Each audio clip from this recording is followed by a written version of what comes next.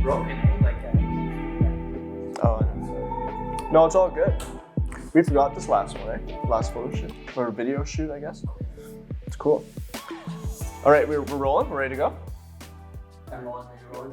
Again. Sweet. Ready, set, real estate.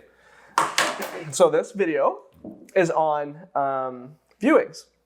And the purpose of doing a viewing, so say you buy a house. Or final walkthrough. Yeah, same thing. Like the terms would be like viewing, final walkthrough. After you've bought a house. Yeah, so you're already like under contract, you bought a house, you're waiting 2 months to move into the house and it's not yours yet, you just are under contract. So at this point, we don't call those showings, it's the same thing though really, it's just called viewings, different word. So for those viewings, like what's the purpose of a viewing? And what happens if, you go to the viewing and there's something wrong? Right, so going for these final walkthroughs is, well, there's a few different reasons. People like to go to check paint colors, measurements for furniture. They like to go to show family members, plan the gardens, plan some renovations, all that sort of thing. And just because it's exciting to go back and see the house again. And also we do one right before it closes and the buyers take possession to make sure that everything is in the state that it was when they purchased the home. Make sure all the appliances that were included are there, because there have been cases where a seller has, say, taken a fridge and they've left and moved and the buyer gets the keys and moves in and the fridge is gone. So you want to go beforehand. Obviously things can happen after you leave, but as close to closing as you can to make sure that, things aren't broken, things are still there. There's nothing going on at the house that you weren't aware of when you bought it. And, sometimes, I remember having one where we were told the house was completely empty and we went there the morning it was closing and we said, we're not closing until we do this walkthrough. So we did the walkthrough and the entire house was full. There was even laundry in the washer and dryer, food, all the furniture. So the guy left his house completely full and moved away. So we called the lawyers and told them that. And instead of my clients just getting the keys and moving in and having to deal with it, and then possibly having to try and take the seller to small claims court and all of that sort of thing, we requested that they hold back funds for a junk removal service. So it was a few $1,000s or whatever it was. They called the guy who took off and said, we're wanting to hold back whatever amount of money so that this closes. And he then paid a few grand that day to have the house emptied out. Then my buyers got to move in with all that stuff dealt with. So if we hadn't have done that walkthrough, we wouldn't have known. If we had have taken their word for it, that it was empty and clean. Of course, it wasn't the realtor's fault. Their seller told their realtor that it was in that shape. We wouldn't have known. They would have got the keys moved in. I wouldn't have really been able to help them at that point. Now that it's closed, they have the keys. They'd have to, I would have tried to help, but if it didn't go anywhere, they would have had to go to court or something. Yeah, exactly. And deal with it themselves. I had that happen too. This would have been a situation where we did go and we did send pictures, but there was no holdback done because, so the issue is you do it, so say there's 2 viewings in the offer, right? And the deal closes in a month. So you do a viewing next week, that's the measurements, the fun stuff, show the family, whatever. Still check for any damages and things, make sure they didn't, punch a hole in the drywall or something like that, break a window. And then the other viewing would have been maybe 4 days before closing, 3 days before. And I think it was 4 days. And there was still stuff there, but they were kind of packing up. So it was kind of you weren't super alarmed. Yeah, do we send pictures to the lawyer and say, hey, we're worried that they're not going to be moved out on time? And then in that case, the lawyer, just to explain holdback again, typically will ask the other side if they can hold back some funds or threaten to do that, I guess, and saying we're going to hold back $2,000, $3,000, $4,000, $5,000 so the deal can close. Your buyer owns the house, but they're not going to get all the money. They're going to get all of it minus the $2,000, $3,000, $4,000, $5,000. The seller would get less, yeah. Yeah, and that way it incentivizes the seller to finish whatever they're supposed to finish. That would be causing you harm or damage. So having to deal with all the stuff at the house, right?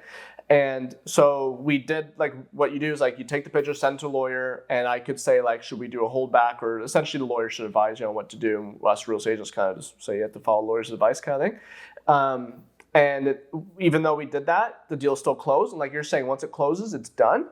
And once it's done, like you can't reverse it. You can't be like, we're going to close next week now because we got to the house today and there's too much stuff. Like, we're not going to own it yet. It's already done. So in that case, if there's no holdback done, there's no money or incentive for them to want to, fix this to get the extra $3,000. So then they're like, we're good.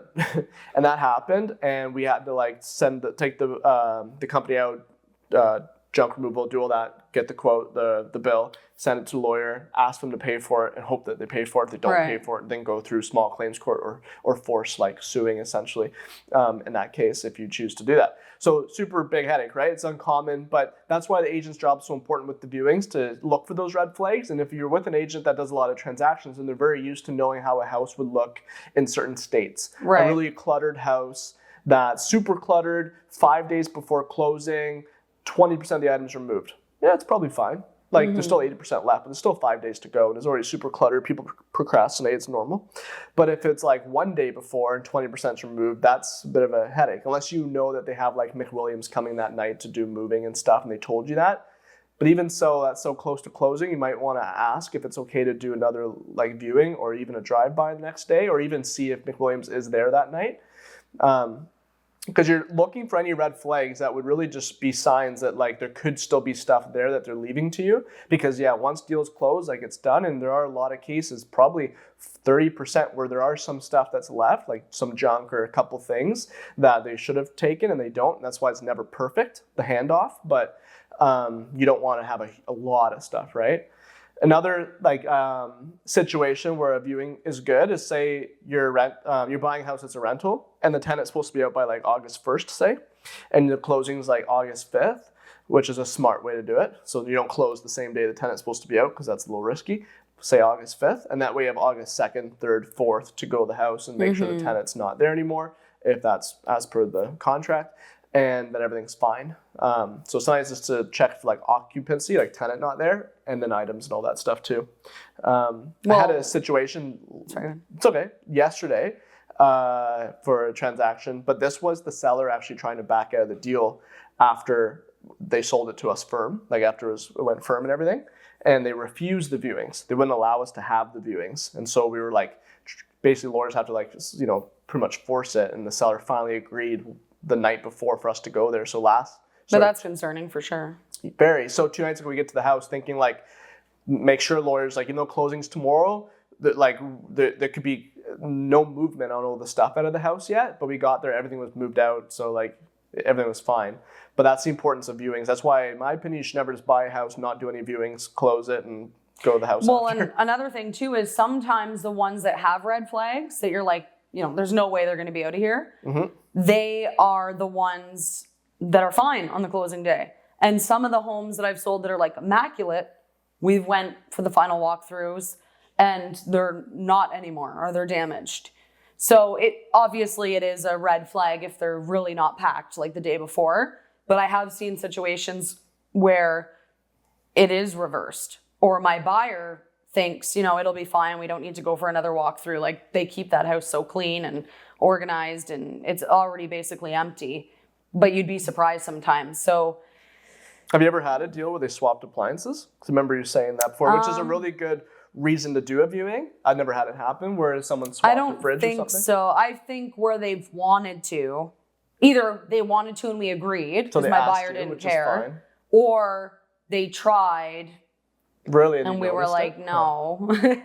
Interesting, yeah. I've heard in Toronto that happens. I haven't had one like that. Yeah, which I guess is more reason. Maybe, I don't think so. As to why we probably have, so many transactions, but it's probably a good reason as to why when you're doing an offer to have maybe pictures or referencing the listing photos to or even see the model type of numbers. Fridge. Yeah, just so that way that they haven't done that, even though I've never personally had it happen in 8 years. So I highly doubt it. People tend to be good.